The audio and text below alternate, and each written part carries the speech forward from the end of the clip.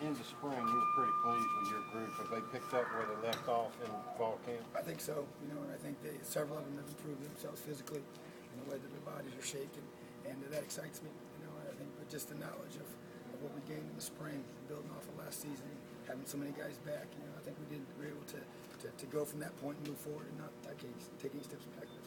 Who surprised you so far? I tell you what, Or Bird, pleased you? Cedarius Bryant has probably made the biggest jump. I think that, obviously I know he was a great player, but just his knowledge of our system has really improved. And he's the one that changed his body. He just committed to the program and in a way that he was going to take care of himself. And it's showing on the field. He's a step quicker. And obviously he's been always talented athletically, but I think with his knowledge of what he's doing now, as well as being physically better, it's showing up on tape. When you did some goal line stuff, Keith Lewis kind of the first team. What kind of role do you see for him? Well, he's a guy that he is our first team Wolf linebacker in our base personnel, and so that's what he was in there with that for. And I see him having a big role in this defense. I think that Keith's one of those guys that from a size-speed ratio is our best combination of that, and does an excellent job. And so what I want to see him do is be a big third down linebacker for us in the beginning, and be able to be in our money package and those kind of situations when we know that it's third and long and that kind of situation. So I like him for that, but also I believe he's a very good inside linebacker. He can play in all of our packages. So he's going to be a guy that I see his role expanding and needs to be able to make plays for us on Saturdays. What step do you want to see Denzel make this year? Leadership. In terms of making sure that his the total package, the preparation, becoming. Last year I think he was a guy that just made a lot of plays on Saturday, and he did that consistently. But I like to see him be the guy that leads our defense on and off the field. And his energy and effort is never in question. And but just making sure that he has eliminate mistakes. That's how leadership is part of that. And then off the field, being the guy that we look to as a model of doing the little things right every single day. He caught people by surprise so much last year. Do you expect people to attack him differently? Oh yeah, he's not going to surprise anybody this year. But you're exactly right. I mean, he kind of caught us by surprise in the beginning.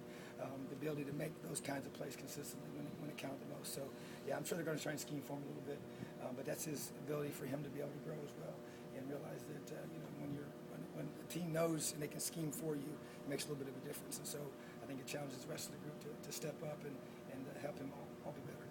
Has DT made a step since spring? Yes, and you'll notice today, we put him with the ones several times, and he's definitely growing. I met last night at length, and he feels good. He feels like that his knee is strong, and when you guys watch him move around, you can tell he's better than he was in the spring. But it's a process with him, and we're trying to bring him along. And he's just such a passionate young man about this program and wanting to be a part of it. He just wants to get on the field, and I don't blame him. And so he's going to have a role in this team for sure.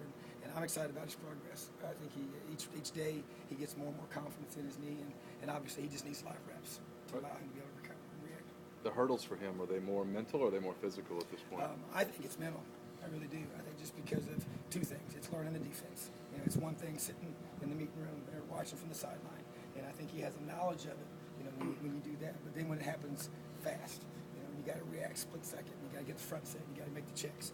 And that's the first part. The second part is just the confidence in his knee, and just knowing that it's probably stronger than it's ever been, and just making sure that he can plant and cut and react the way you want to. And I think he's growing in that every single day.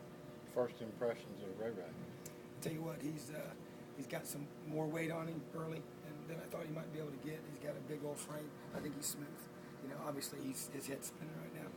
We put him in there, and he doesn't really know where to line up, and the blitzes and all that. So, but athletic. Yeah, I'm impressed with his athleticism.